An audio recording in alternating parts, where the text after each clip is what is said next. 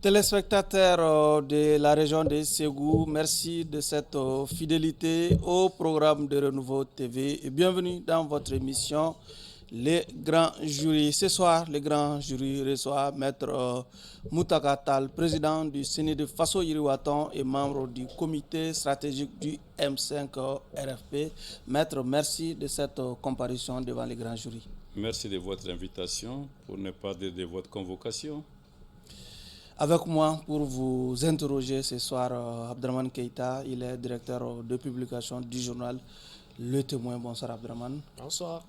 Eladj Chana Takiou, avec son bonnet blanc. Chana, merci d'être là. Tout vêtu de blanc, merci beaucoup monsieur. avec les lunettes aussi bien. Et je suis Oumar B. Sidibé pour ceux qui nous suivent sur la radio Renouveau FM ou la 98.1 FM. Encore une fois, bienvenue à toutes et à tous dans votre émission Les Grands Jurys qui reçoit ce soir Maître Moutaka Tall, président du CENI de Faso Yiriwaton. Maître, déjà, votre observation sur la composition du jury. Vous savez, ceux qui comparaissent n'ont pas d'emprise sur le jury. Mais bien évidemment, ceux qui sont là ne m'inquiètent pas particulièrement. Je pense qu'ils ont le métier. Comme on le dit en football, vous êtes en terrain connu. Oh, mais il y a toujours des surprises. Regardez la dernière CAN. Hein? Vraiment. Abdraman, déjà, que vous inspire d'avoir ce soir? Bon. J'ai en face, comme vous le savez, vraiment un invité qui s'utilise par sa longue absence au grand jury, on ne sait pas pourquoi. Et c'est tellement que... Ce n'est pas par faute d'invitation. N'est-ce pas, hein? Ouais. C'est tellement parce que de plus en plus les ambitions politiques font qu'il est de plus en plus un peu méticuleux dans les choix, dans ses apparitions, certainement. Donc, cette absence aussi a vraiment son atout. C'est que c'est un régal de l'avoir ici, Maître Tall. Surtout que Tall rime d'ailleurs avec régal. Je pense que les débats vont être très intéressants au regard des événements qui traversent aujourd'hui le pays, sur lesquels beaucoup de téléspectateurs et d'auditeurs l'attendent certainement, et sur lesquels il ne s'est pas beaucoup prononcé. Et je pense qu'aujourd'hui, c'est vraiment l'occasion pour lui de mettre à part sa subtilité habituelle quand il aborde les grandes questions qui concernent le pays, et d'être un peu beaucoup plus direct aujourd'hui. Chana, vous attendez un régal contagieux? Pas du tout. Maître est un leader bien connu de la place, connu par le grand jury. J'ai l'habitude de dire que c'est l'un des leaders le plus structurés et que quand tu l'interviews, tu n'as pas besoin de revoiter l'interview. Vraiment, il est très clair, il est net, il est précis, il parle du bon français. Je pense que c'est un invité de marque en raison de l'actualité politique, comme l'a dit Abdraman Keita, et en raison lui-même de ses ambitions et de sa position politique. Je pense que, comme me l'a dit ce matin un ami de Tombouctou, nous avons un invité de marque ce soir. Maître... Et il me fait savoir qu'à Tombouctou, ils n'ont pas nos coupures d'électricité de Bamako. Ils suivent régulièrement le grand jury. Maître parle bon français. Nous allons essayer aussi de poser des bonnes questions à Maître. Il le faut. Je parle mieux Bamanankan que français. Ouais, c'est vrai. Maître, mais ce qui lui manque, il a dit des précisions. Le ségovien. Oui, le ségovien. Il faut mettre les points d'ici qu'on a besoin aussi de concision, pas seulement de précision. Ce que Chana a dit, c'est vrai, ce sont des caractéristiques. Surtout pour la question. C'est une caractéristique de Maître, mais en réalité, Généralité. il est beaucoup plus lent Maître, dans ses explications. Première question, Maître, déjà lors d'une cérémonie de présentation de V à la presse, à la Maison de la Presse il y a quelques semaines, vous présentiez, vous faisiez vos adieux à la presse déjà. Est-ce à dire qu'à partir de cette année, Maître n'est plus président du CENI de Faso Yiriwaton? Vous savez, depuis le jour de la présentation des vœux, mais avant de répondre, permettez-moi d'abord de saluer celles et ceux qui nous écoutent. C'est important. Depuis ce jour de la présentation des vœux, cette question m'est revenue de façon constante 1001 fois. Il y a eu 2 exceptions de ce que j'ai dit. Est-ce que cela signifie que tu nous fais des adieux définitifs? Ou est-ce que tu veux nous dire que tu vas présenter les vœux ailleurs et avec une autre qualité?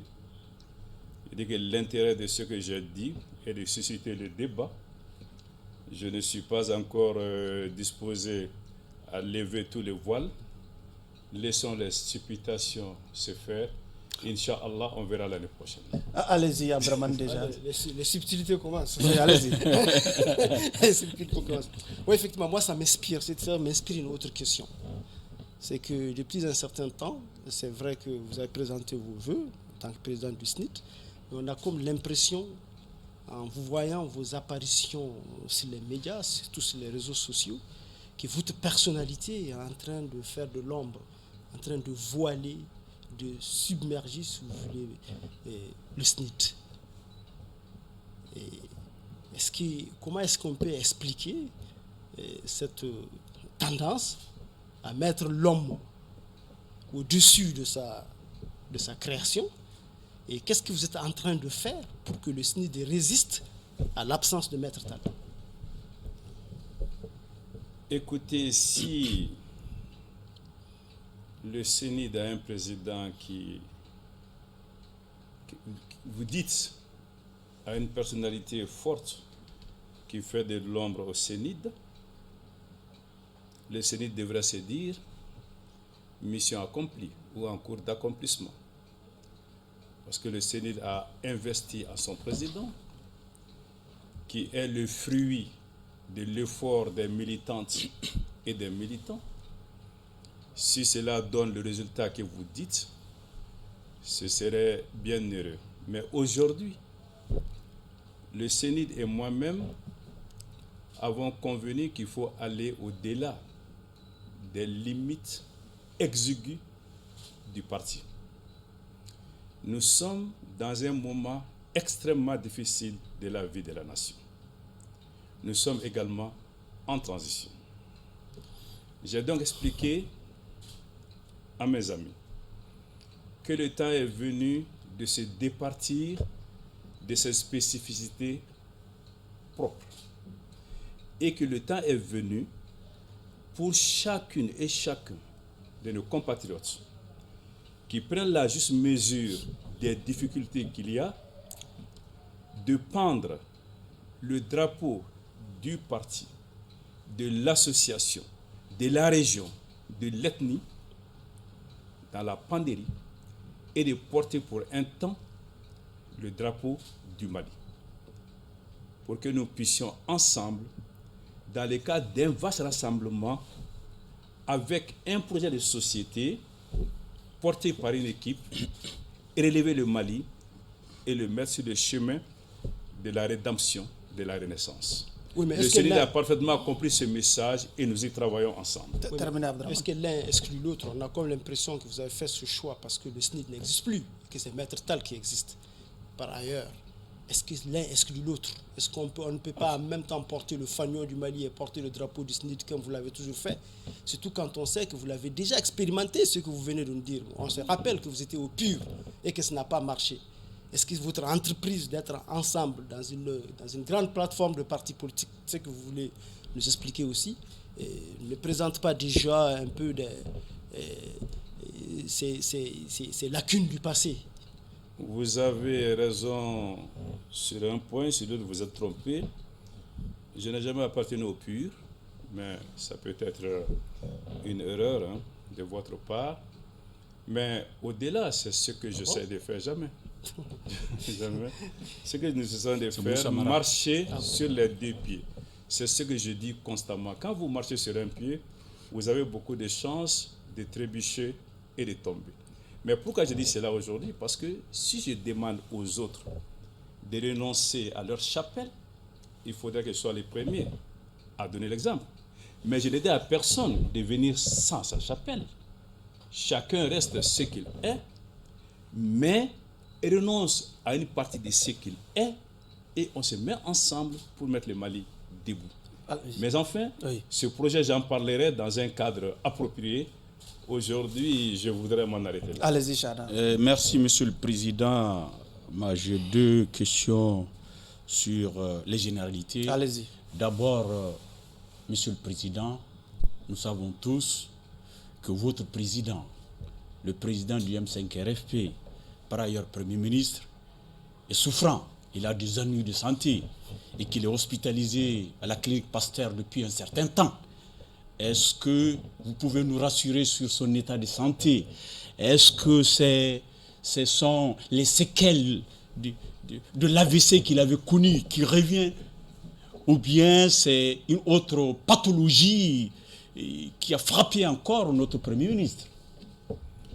Si ce que vous dites est exact, attendons une chose. Je vous pose une question, Monsieur le Président. Je réponds à la question. Oui. Si ce que vous dites est exact, Ce que je dis, c'est qu'il est souffrant, vous le savez. d'accord. Est-ce que vous le confirmez? Souhaitons-lui bonne santé. Inch'Allah. Et puisqu'il s'agit du Premier ministre du Mali, attendons une communication officielle sur le sujet. Vous ne confirmez pas qu'il a des ennuis de santé? J'attends une confirmation officielle. Il s'agit du Premier ministre du Mali. Monsieur le Président, sortons de Et la langue du de bois. président du Vous M5, le mais- savez, nous le savons, la République le sait. Il a des ennuis de santé. À quoi ça gêne de le dire?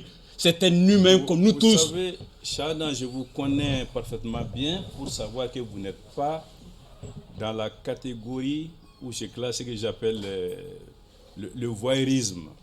Les affaires de santé sont très importantes. Il s'agit toujours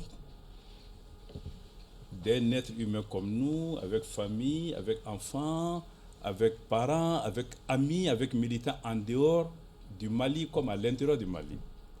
Si je m'amuse à parler de ce dont je n'ai pas tous les contours, je peux créer des problèmes inutiles. Il ne s'agit pas de vous amuser, mais de nous dire vrai. Alors, je n'en sais pas plus que ce que je vous Ah. ai dit. Ah, allez-y. Oui, la seconde question, Monsieur le Président, vous êtes un vrai démocrate, celui-là même qui a œuvré à l'avènement de la démocratie avec d'autres patriotes maliens. Aujourd'hui, tout près de nous au Sénégal, il semble que la démocratie est en danger. Le président Macky Sall vient de reporter la présidentielle prévue pour le 25 février jusqu'au 15 décembre. Quelle est votre lecture, Monsieur le Président? Est-ce qu'on parlera encore de subtilité? Vous savez, j'ai le bonheur d'être à la tête d'un parti politique qui peut-être a été le plus ancien dans l'opposition, mais qui est aussi un parti de gouvernement. Nous avons eu à gérer des départements extrêmement sensibles de souveraineté, ce qui m'amène et m'enseigne à ne pas m'immiscer d'une certaine façon dans les affaires intérieures de notre pays. Pourquoi je ne vais pas aujourd'hui parler de ce qui se passe au Sénégal? Parce que là aussi les contours sont très flous. On raisonne beaucoup sur ce qui s'est passé, mais peu de gens raisonnent sur ce qui aurait pu se passer si ce qui s'est passé ne s'était pas passé. C'est très important. Ce n'est pas que de la sémantique. Le président Macky Sall a dit des choses qui comptent. L'opposition conteste avec des arguments qui ne sont pas sans intérêt. Je pense que, si mes dernières informations sont bonnes, que chacun attend un arbitre qui s'appelle la Cour constitutionnelle. Devrais-je, de votre point de vue, honnêtement, aller plus loin que de dire j'attends? Je suis d'origine sénégalaise, c'est vrai, je revendique ces origines, mais je suis de nationalité malienne, je suis un acteur politique malien, je ne vais pas m'aventurer outre mesure dans ce qui se passe dans un autre pays. Il ne s'agit pas de cela, Monsieur le Président, de vous aventurier, mais en tant que démocrate, c'est d'affirmer les grands principes. On doit augmenter sur le mandat présidentiel qui est un mandat constitutionnel. Est-ce que cela est normal, quelle que soit la situation? Ceux de la majorité au Sénégal disent une loi constitutionnelle est possible et prévu par notre Constitution. Ceux de l'opposition disent non, on ne peut pas proroger un mandat présidentiel.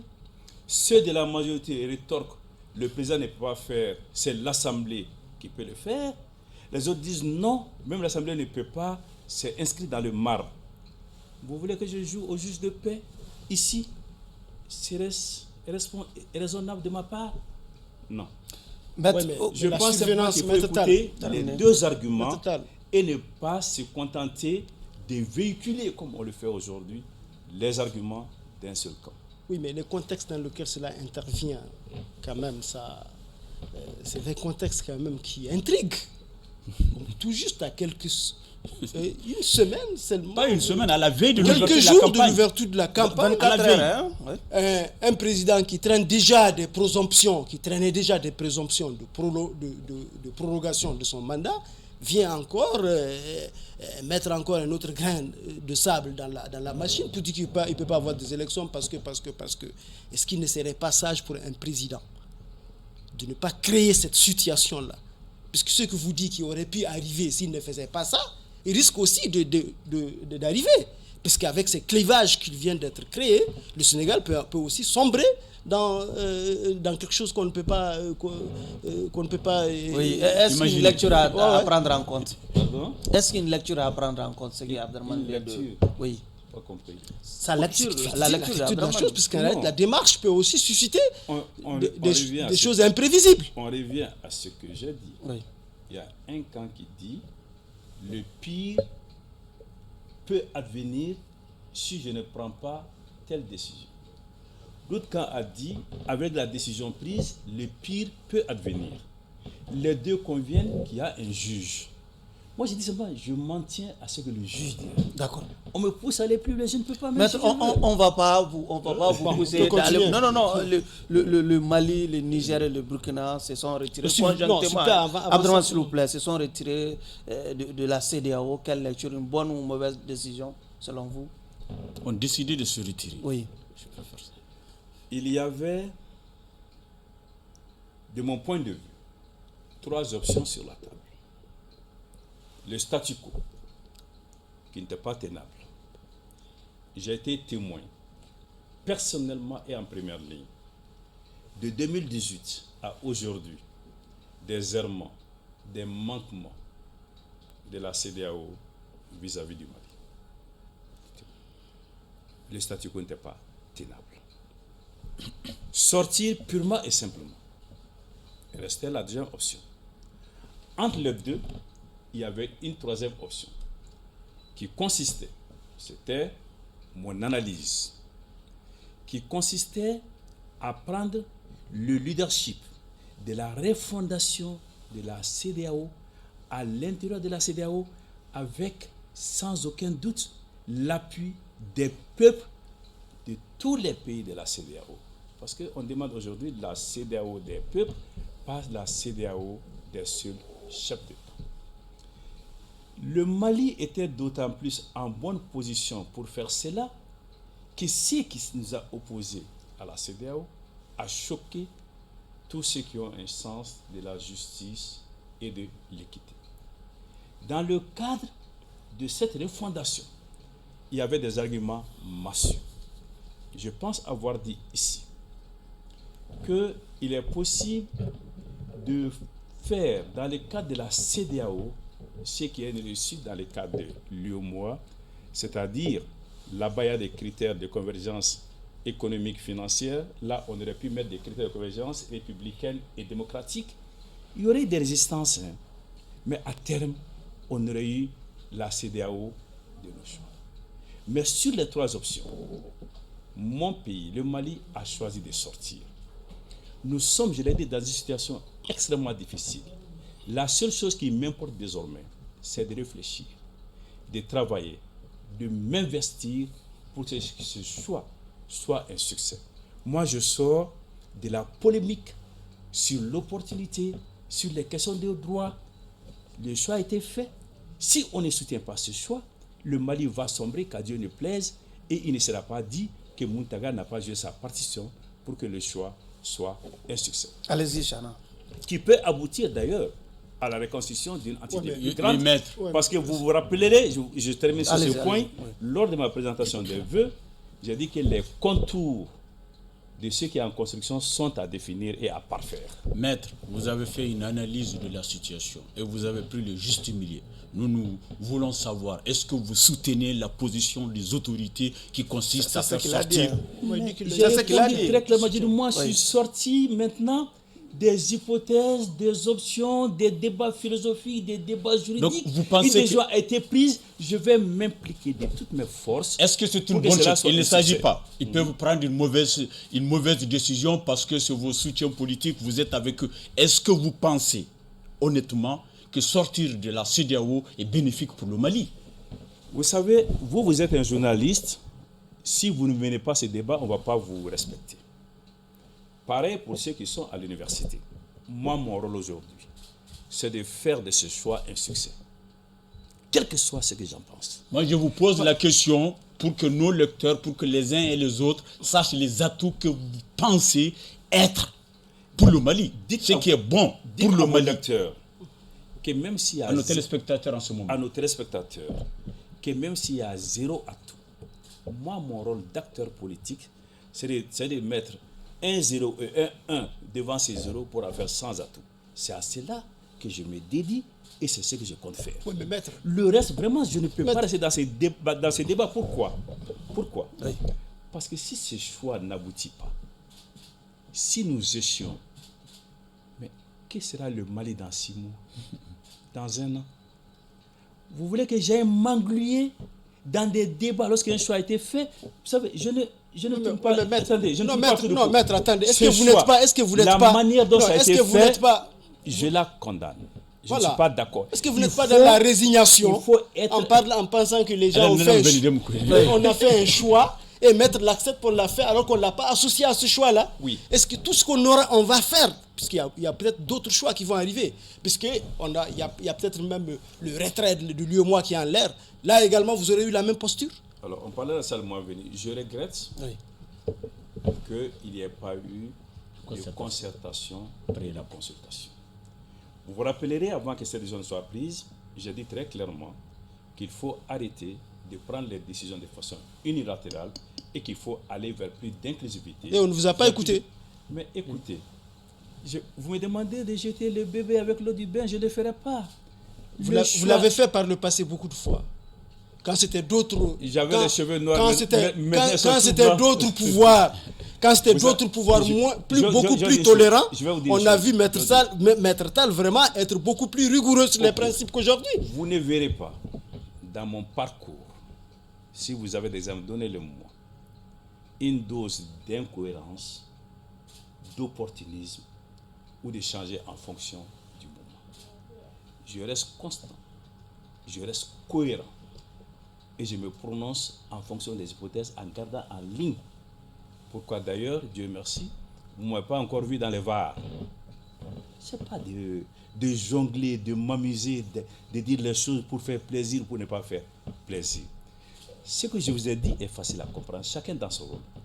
Moi, mon rôle d'acteur politique, c'est après avoir dit qu'il faut arrêter de prendre des décisions engageant le devenir d'une nation sans en parler avec les nationaux, les acteurs, de dire que mon rôle maintenant est de faire en sorte que le Mali ne sombre pas. De vous accommoder, puisque c'est que ça veut dire. Mon rôle aujourd'hui est de m'accommoder. Alors, vous parlez très bien français, moi je ne suis pas dans... vous êtes dans l'accommodation, vous êtes dans l'adaptation. Je ne suis pas dans l'accommodation, je suis dans l'action pour mettre toutes les chances du côté du Mali. Okay, d'accord. Je l'ai fait de temps plus que je connais les chances du côté. Qu'est-ce que vous pensez des raisons évoquées par les 3 pays pour sortir du retrait? Les raisons évoquées. J'ai répondu. Ils disent par exemple que la CEDEAO n'a jamais participé à la sécurisation du territoire de ces 3 pays. C'est un fait. Vous pensez que c'est un fait? C'est un fait. Et pourtant, ce sont des pays de la CEDEAO qui sont les plus grands contributeurs de troupes à l'ONU,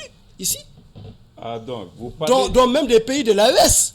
Okay. Et sous impulsion de la CEDEAO.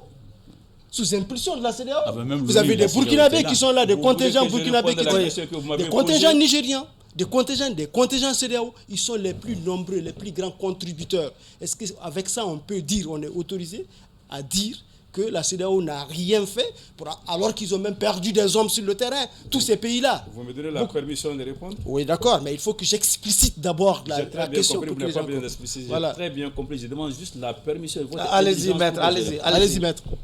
La CEDEAO ne peut pas s'assimiler ou se réduire à certains pays de la CEDEAO. Si vous le faites, vous êtes totalement à côté de la plaque. Moi, j'ai eu la responsabilité de conduire les délégations du M5 qui ont rencontré la CEDEAO pendant la crise.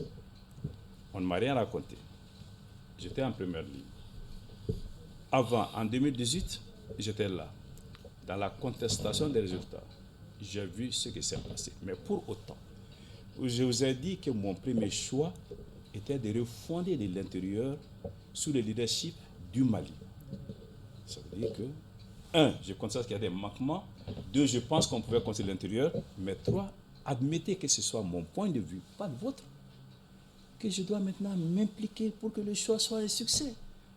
C'est tout. Allez-y, Chana. Oui, quand on parle de la CEDEAO, ce n'est vraiment pas que la sécurité, ce n'est vraiment pas l'économie seulement aussi, c'est surtout l'intégration.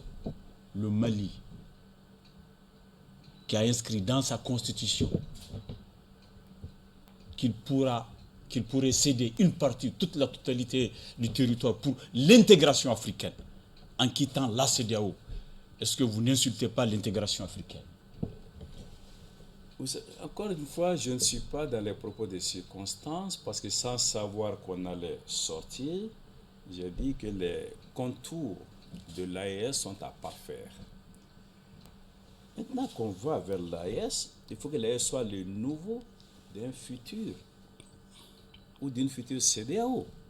C'est de cela qu'il s'agit. Le Mali a vocation à aller vers l'unité africaine. Vous ne pouvez pas casser la famille et vouloir construire une autre famille avec je ne sais pas qui. Vous avez encore cette vocation. Vous savez, vous parlez de famille, c'est une belle image.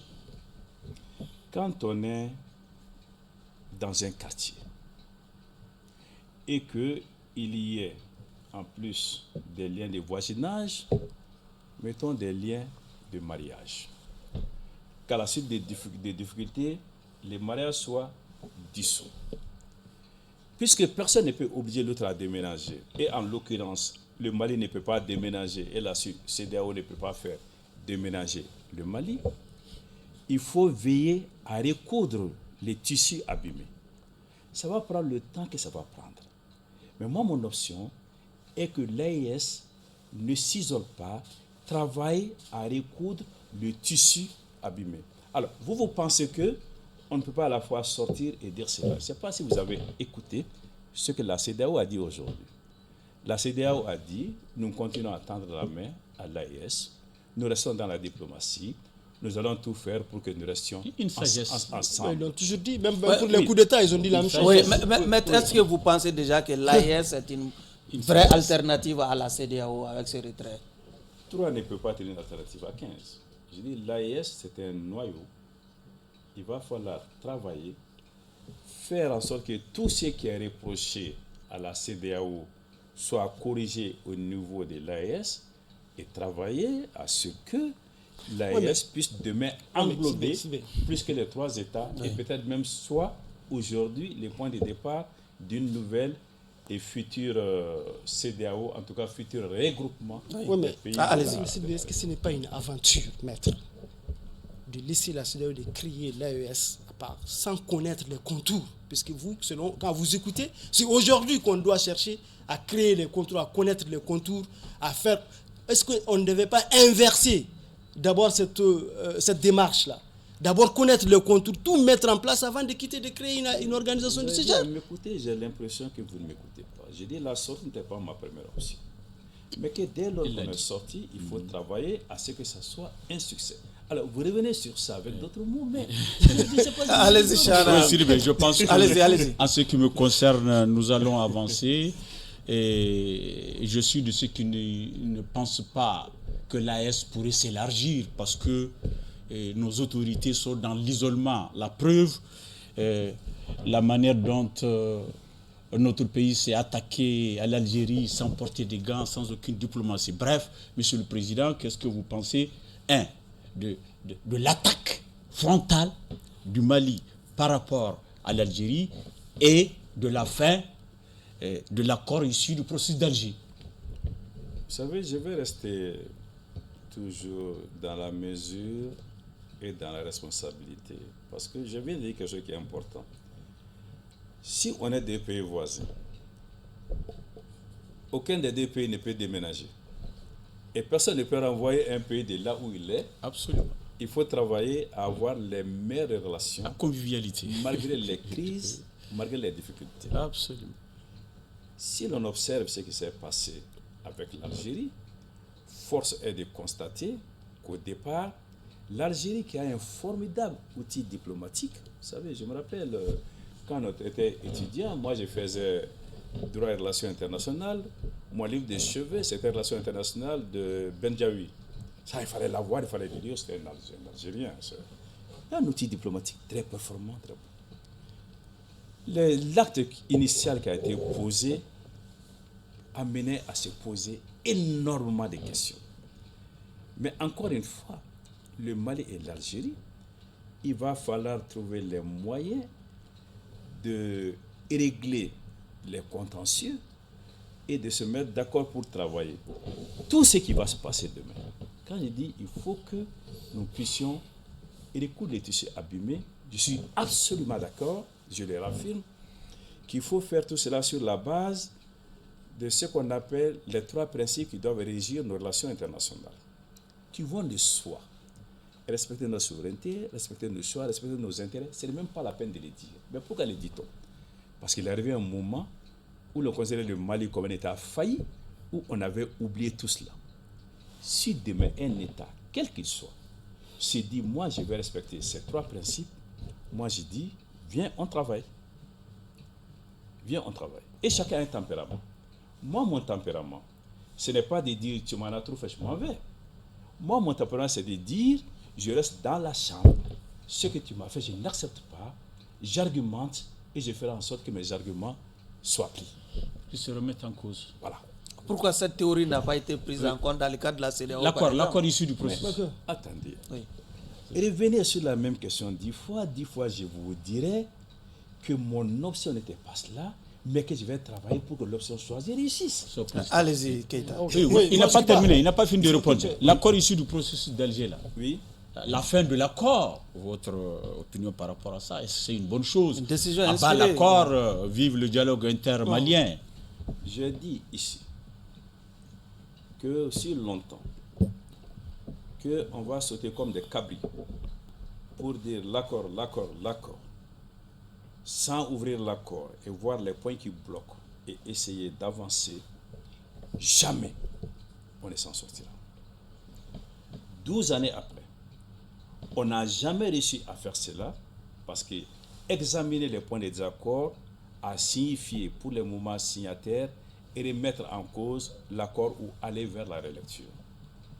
Je pense, oui, aujourd'hui, il fallait en sortir.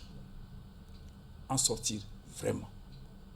Mais en sortant, comme en prenant Kidal, il faut travailler, après l'unité territoriale, à travailler sur l'union nationale. Ce qui est d'ailleurs tout le sens du dialogue intermalien. Ce dialogue ne va pas être facile. Il faudrait que ce soit vraiment une volonté affirmée de faire revenir tous les enfants au Mali, du Mali, au Mali et mieux dans le Mali. Maintenant, ceux qui refuseront in fine auront fait leur choix. Voilà toute la problématique, maître. Oui, Voilà toute la problématique. route, me semble-t-il, est claire. Voilà toute la problématique. Oui, Dialogue intermalien. oui. Intermaliens, ceux qui sont d'accord avec le pouvoir, c'est eux qui dialoguent entre eux. Est-ce qu'on peut dialoguer sans les principaux acteurs de l'insécurité, les principaux acteurs de ce qui pose des difficultés au pays et qui ne sont pas au Mali? On peut faire un dialogue sans Vous eux? savez, sur ce grand groupe de personnes choisies, il y en aura qui vont penser comme vous, qui vont le dire au sein du groupe. qui va analyser et qui vont peut-être dire, ceux qui pensent comme Chana ont raison, faisons ce qu'ils nous disent. Pour l'instant, il n'y a des lignes rouges que sur ce que tous les Maliens sont d'accord. On ne touche pas à l'intégrité du territoire, on ne touche pas L'accord est à la d'accord sur République. ça, Voilà, tout le monde est d'accord. voilà, tout le monde est d'accord. Donc, pour les restes, Oui. C'est des détails. non, c'est extrêmement important. Mais moi, je parie sur le fait que, à l'intérieur de la commission, il y aura des personnes qui seront d'accord avec ce que vous dites, qui vont le proposer, et si c'est sage, si c'est faisable, parions, prions, travaillons à ce que la commission, le comité aille vers cela. C'est-à-dire, aujourd'hui, ce n'est pas exclu ce que vous dites. Ouais, Mais c'est la voie la plus mais il y a des difficile. démarches quand même qui l'excluent. Et c'est la voie la plus Maître, il y a sûre. des démarches qui l'excluent. Il y a des démarches qui l'excluent, comme par exemple ceux dont Chana parle sont déjà désignés comme étant des terroristes par des communautés officielles. Comment on peut encore Vous n'avez pas leur tendre- vu sur leur la tendre- scène leur tendre- internationale leur tendre la main, puisque ceux dont ils sont accusés quand même excluent qu'on discute avec eux, parce qu'ils sont quand même accusés de terrorisme. Il y a même des C'est poursuites pour cela, d'ailleurs, judiciaires qu'il y a contre même des eux. poursuites judiciaires contre eux. Vous savez, Ça, c'est d'un 2-2. il n'y a des Maître, réconciliations. Il n'y a pas que le problème de Kidal. Je réponds sur ce propos, ne pas oublier rapidement. Ah, allez-y. Il n'y a de réconciliation que quand il y a divergence, contradiction, plus ou moins forte et profonde. S'il y a un accord entre deux personnes, il n'y a pas besoin de se réconcilier. Oui, d'accord. Je pense que la réconciliation nationale n'est pas seulement Kidal. Entre-temps, il y a eu Kidal. Après Kidal, pendant qu'on gérait Kidal, il y a d'autres problèmes qui sont nés, qui sont les problèmes du centre. Aujourd'hui, on parle de plus en plus même d'un problème Peul qui se pose, puisque des associations même s'élèvent pour s'insurger contre la façon dont on s'y prend, par exemple, contre le terrorisme dans certaines zones. Pour vous, globalement, quels sont les leviers sur lesquels il faut agir pour obtenir cette réconciliation nationale? Vous savez,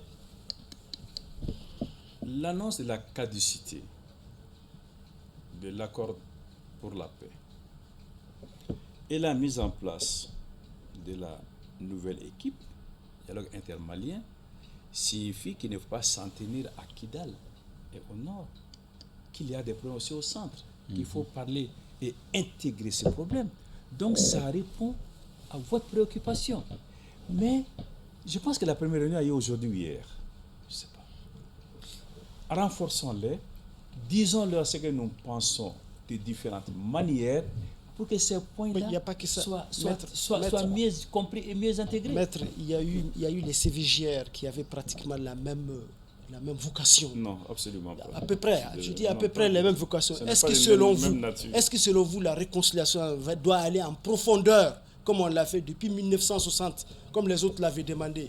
La réconciliation nationale, c'est aussi beaucoup de choses qu'il y a eu, même avec vous, pendant les années 90, avec le COPO, ainsi de Ouais, suite, maître a pardonné. qui a Allez-y. laissé des clivages aujourd'hui qui persistent encore Oui. à cette entente nationale-là. Non. Voyez-vous, Quand quels la sont... réconciliation devient factice, elle ne marchera pas. Je ne sais pas si l'équipe qui vient d'être mise en place aura ceci dans son mandat. Vous savez, au Mali, il n'y a eu quasiment que des ruptures violentes, sanguinaires, brutales entre deux régimes. Quasiment. Les conséquences restent. Il y a des... Sauf entre le régime d'Alpha et de ATT, certainement. C'est ce que je veux dire quasiment. Ouais. Voilà. Donc, si cela est, il y a des meurtrissures. Sinon, il y a une complicité à ce niveau. Maître. Pardon? J'ai dit, sinon, il y a une complicité à ce niveau. Maître me dira. Non, pas du tout. En fait, ce n'est pas en mettant la saleté sur le tapis qu'on peut dire qu'on a nettoyé la chambre. La réconciliation au Mali répond à beaucoup d'impératifs. Ça va de l'Union soudanaise PSP à ce qui est en cours actuellement. Ça va du mouvement démocratique et du PM à ce qui est en cours aujourd'hui. C'est la réconciliation politique. Pas seulement. ATT l'avait tenté, Ça va, il a échoué en désignant même Ibeka comme président d'une hypothétique C'est la même commission chose de qui a eu. réconciliation. Alors, il faut tirer tous S'il vous plaît, on va- tous oui. les enseignements, Ouais. soit des échecs, soit du fait que pour certains cas, on n'est pas allé au bout de la logique. Parce qu'il faut il faut deux choses essentielles pour réussir cela. Il faut du courage. Il faut de la vision. Surtout. Surtout, il faut de la vision. Et si on réussit à assumer ces deux, à les mettre ensemble, au-delà des termes, nous aurons un Mali réconcilié. Et croyez-moi, on ne fera rien de bon dans ce pays si on n'a pas un Mali réconcilié. Allez-y, Chana. Allez-y, Chana, Abdraman. Allez-y, Chana. Allez-y. J'ai la parole. Prends la parole. Oui. On parle du dialogue intermalien présidé par l'ancien Premier ministre Pinochet. Ousmane Issoufi Maïga. D'accord. Alias Pinochet. Et qui a à son sein des personnalités fortes comme Aga Hamani, comme Aminata Draman. En somme, beaucoup de personnalités qui ont participé au DNI. Comme Mme Maïga Sinadamba. Sinadamba, oui. J'allais même vous dire que le CNID, là, chaque fois, c'est elle qui est au CNT, elle est à la commission, dans beaucoup de choses. On dirait que le CNID n'a... Elle est omniprésente. C'est ça, elle est vraiment... On voit que c'est le successeur peut-être du président du CNID. Bref. Après le président, on attaque déjà la première vice-présidente. Bref, Monsieur le Président, le DNI, les personnalités qui composent ce dialogue intermalien sont connus, ils ne sont pas étrangers, c'est des Maliens, nous connaissons nous tous. C'est les mêmes qui ont participé au DNI, avec les résultats que nous savons. Hein? Qu'est-ce qu'ils peuvent apporter de plus, de mieux avec une que ce qui a été fait au niveau du DNI sous le régime de faim? En fait, le Malien nouveau dont nous rêvons et dont nous parlons n'est pas encore né ou est dans les langes. Absolument. Donc, on ne peut faire qu'avec ce que nous avons. Mais il est important de faire deux choses. De faire preuve d'humilité et de tirer les enseignements de nos échecs. Mais aujourd'hui aussi, il y a quelque chose de plus... De nos échecs, vous ne dites jamais, les enseignements aussi de nos forces, parce que chaque fois qu'on vient... Et tirer profit de toutes nos forces. C'est ça. Tirer profit de toutes nos forces. Tout ce que, par le passé, le régime a fait, même si c'est quelque chose de chose, on oublie ça, on laisse, on reprend à zéro. Non, arrête. Allons-y, oui. On ne peut pas échec seulement, mais de positif aussi. On ne peut pas toujours tout casser et vouloir rebâtir et terminer l'ouvrage. On part sur la base de l'existant, en prenant ce qui est positif là-dedans et en corrigeant les lacunes. C'est ça. Maintenant, est-ce que la commission actuelle et son président vont dire à vous, Keïta, moi-même et à Barrow, c'est vrai que vous n'êtes pas, mais nous restons ouverts à mener toutes vos propositions. Mais il y a quelque chose aujourd'hui qui est important. J'ai dit ici que pour moi, le gage, la garantie, la condition sine qua non pour qu'il y ait dans un pays les avancées auxquelles on peut s'attendre, c'est qu'il faut une opinion publique. Mais elle se construit. Elle se construit essentiellement par les médias. Elle se construit d'autres façons. Hier, il y a eu des commissions, les gens ont dit, bon, la commission va faire son travail. Maintenant, il y a une commission, les gens vont dire, bon, il faut que la commission fasse ça. C'est déjà à prendre. Impliquons-nous tous, et certainement, on pourrait avoir de meilleurs résultats. Ce ne serait pas parfait, hein, oui. C'est très clair. Allez-y, Abdraman. Ce serait mieux qu'avant. Oui, d'accord. Toujours sur le dialogue national, nous constatons, depuis que ce régime-là a commencé aussi,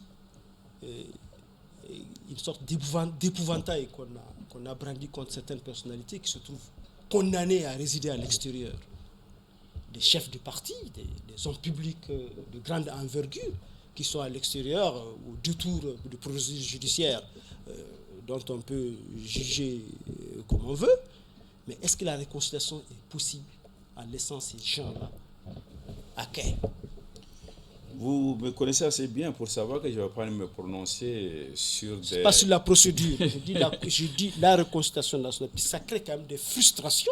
On le sait, puisque quand même, si c'était des simples personnalités, d'accord. Mais c'est des personnalités qui ont l'impression d'être poursuivies persécutées pour ne plus être du jeu politique. C'est ça le problème, qu'on exclut, qui ont l'impression d'être exclus du jeu politique. C'est pour cela qu'il y a des procédures judiciaires contre eux. Encore une fois, vous, je peux solliciter votre intelligence pour répondre à d'accord, votre question. allez-y, selon vous, est-ce que c'est la réconciliation, une vraie réconciliation durable, déterminée, est possible avec ces ces aspérités-là.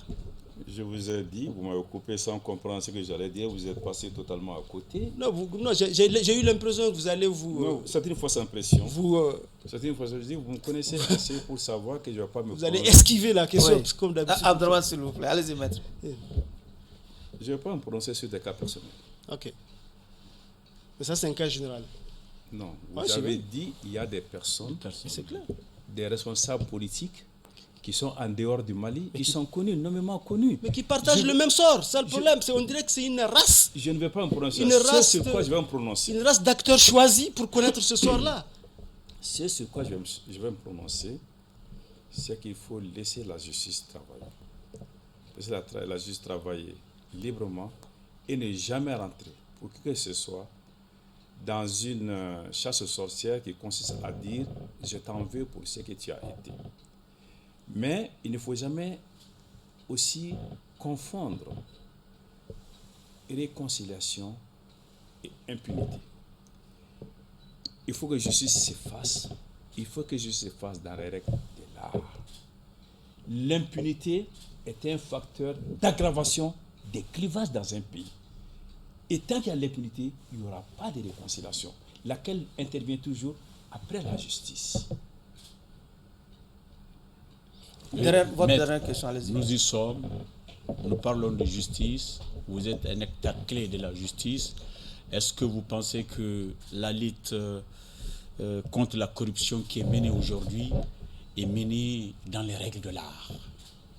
Vous savez, tout repose d'abord sur l'arsenal juridique qui existe, se donner les moyens, sur la volonté politique clairement affirmée de lutter contre la corruption et sur des magistrats décidés de mettre un terme.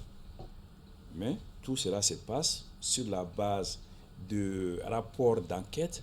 Il faudrait que les services de contrôle et de vérification soient également à la hauteur. Donc, les services de En contrôle- amont et en aval. voilà, tout à fait. Il faut que ça se tient. Ça se tient.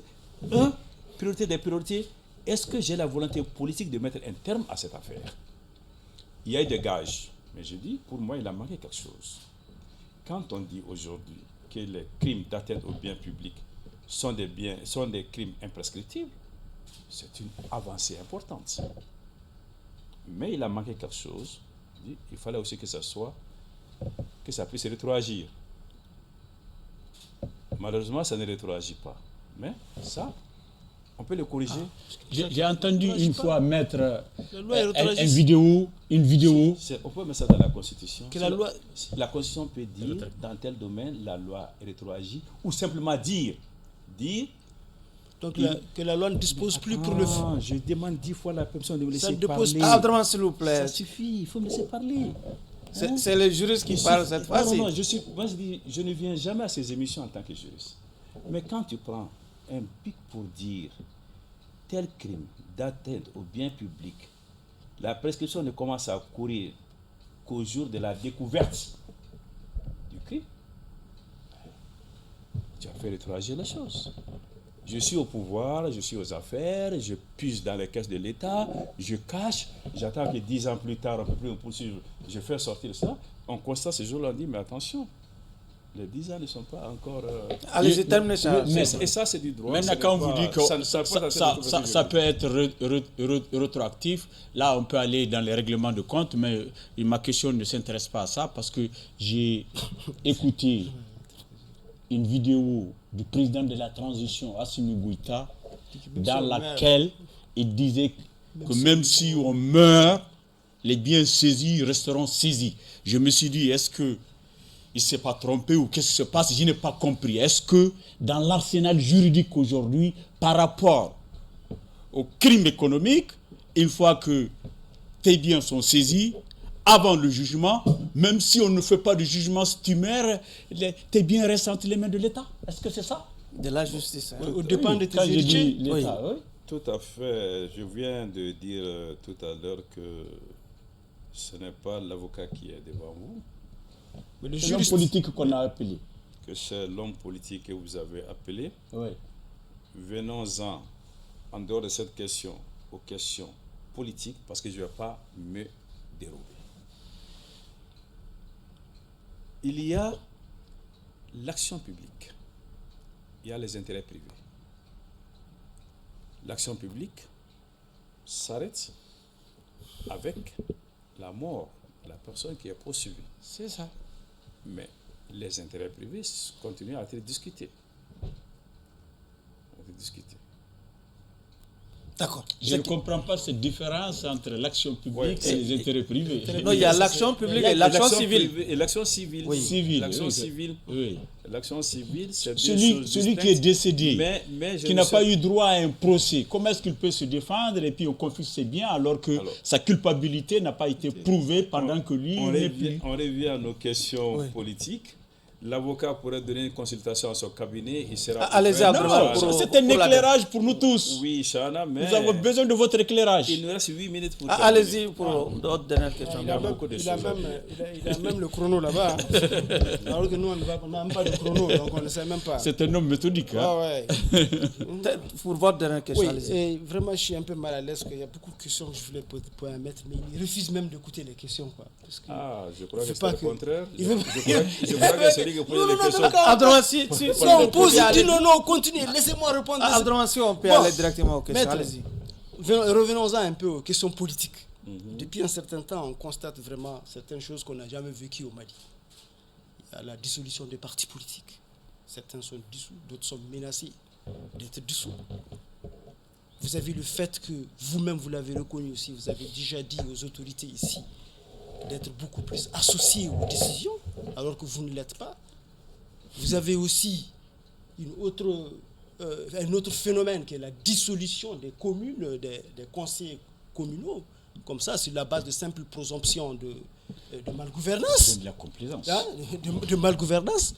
Finalement, si vous n'êtes pas associés, et tout cela se passe contre des partis politiques qui ne bénéficient même plus de l'aide de l'État aujourd'hui, quel est le rôle de la politique dans cette transition? D'accord.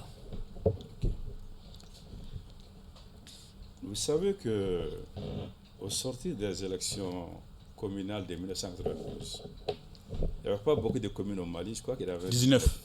Il y en avait 6 à Bamako. Le Sénat en a enlevé 3 sur les 6. Avant la fin de la mandature, les 3 maires sont allés en prison.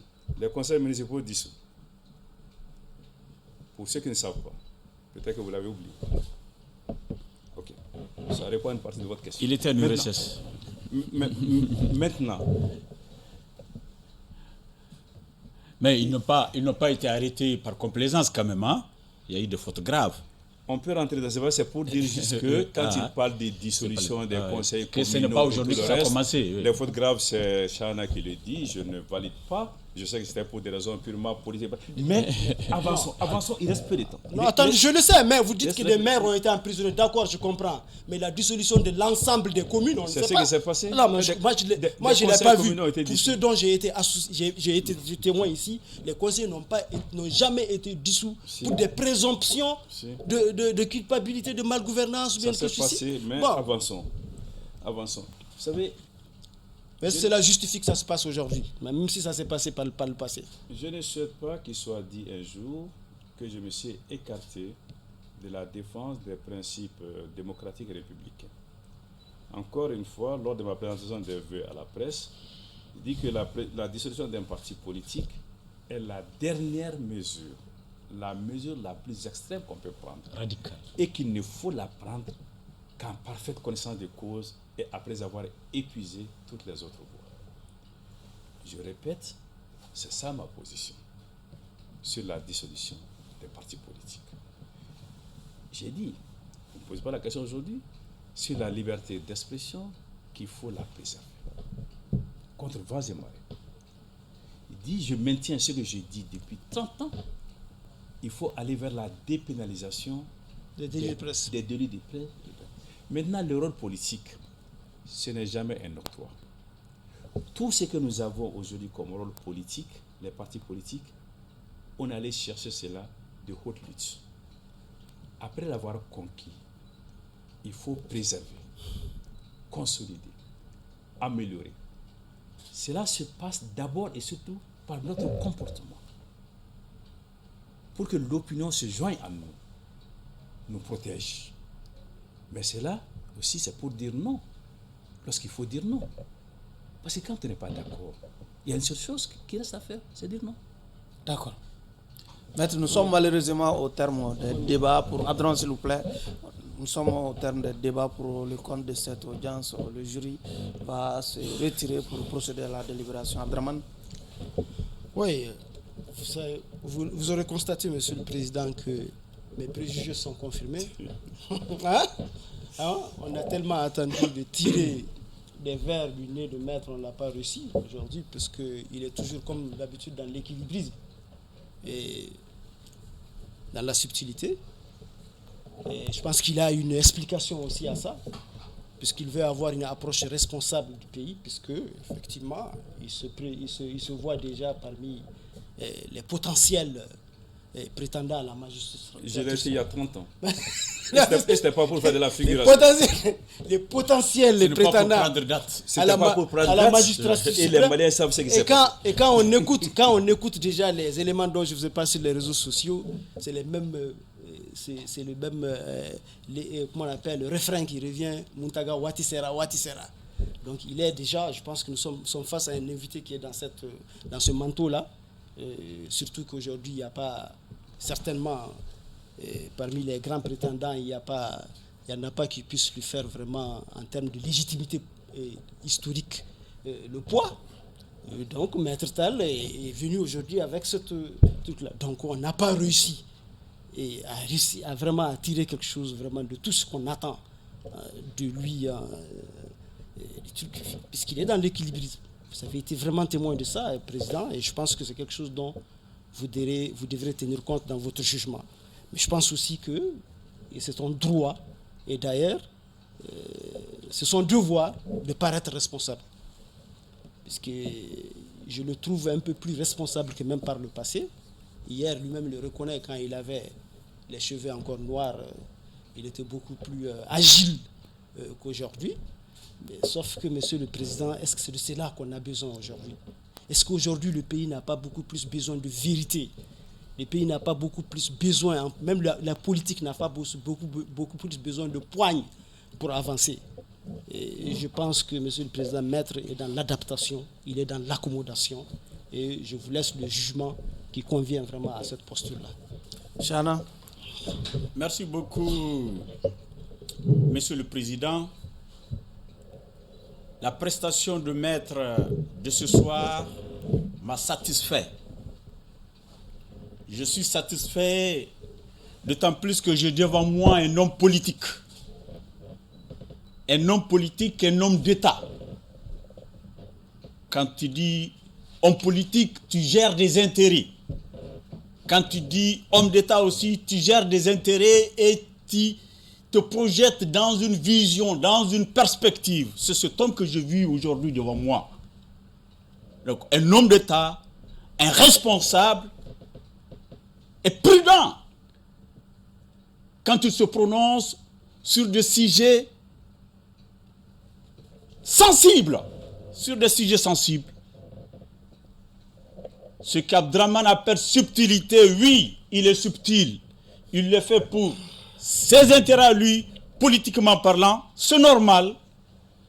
Il le fait aussi pour l'intérêt du pays parce qu'il est dans une tendance politique où il soutient le pays, advienne que pourra, vaille que vaille, il est avec le pouvoir, il l'assume.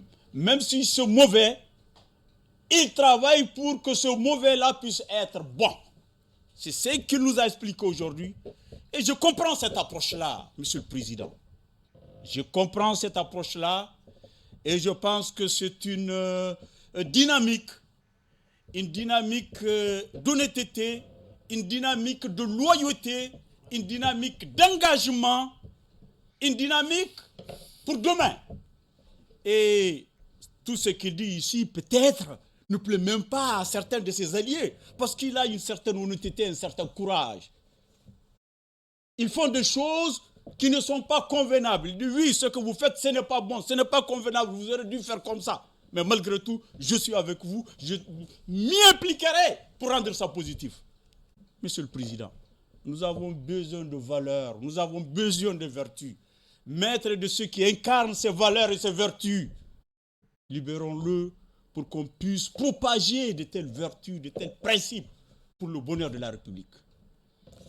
Au bénéfice de ces deux réquisitoires, j'ai la faiblesse de m'aligner derrière celui prononcé par le doyen des juges, Lajichan Attaque. Par conséquent, l'accusé est acquitté purement et simplement des liens de l'accusation. Maître Nderemou.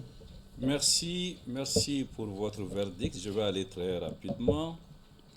Et laissez-moi continuer à avoir une ambition pour le Mali. Et quand cela est, il vaut mieux être un homme d'équilibre.